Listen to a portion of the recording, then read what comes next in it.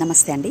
రోమీలకు రాసినటువంటి పత్రిక 3వ అధ్యాయము 30 మరియు 31వ వచనములను ఆలోచన చేయగలరు.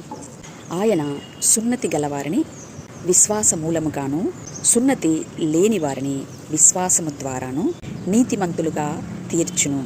విశ్వాసము ద్వారా ధర్మశాస్త్రమును నిరర్ధకము చేయుచున్నామా? అట్లన రాదు, ధర్మశాస్త్రమును స్థిరపరచుచున్నాము అని ఈ యొక్క వాక్యములలోని మర్మమును భారత పురాణ ఇతిహాసాలలో ఉపమాన రీతిగా ఉండేటువంటి బోధ ద్వారా ఆలోచన చేసినప్పుడు సులభముగా అర్థం చేసుకోగలరు. ఇక్కడ మానవుడు దైవముగా రూపాంతరపరచబడుటకు కావలసినటువంటి భక్తి మార్గము 2 విధాలుగా తెలియచూపుతుంది ఈ లేఖన భాగములు. ఒకటి విశ్వాస మూలముగాను, రెండవది విశ్వాసము ద్వారాను.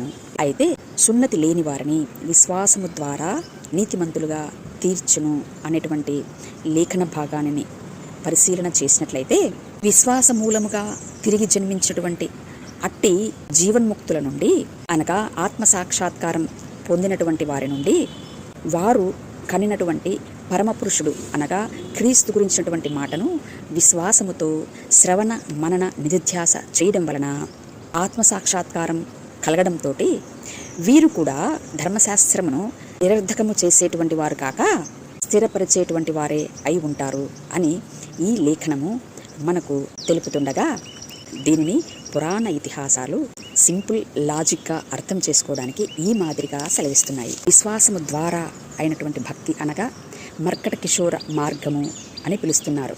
అనగా కోతి తన పిల్లలను పట్టుకోదు, కానీ తన పిల్లలే కోతిని పట్టుకునేటువంటి విశ్వాసమును కలిగి ఉంటాయి. అనగా ఇక్కడ గురువును శిష్యులు పట్టుకునేటువంటి స్థితి కలిగి ఉంటారు ఈ విశ్వాసము ద్వారా అయినటువంటి భక్తిలో.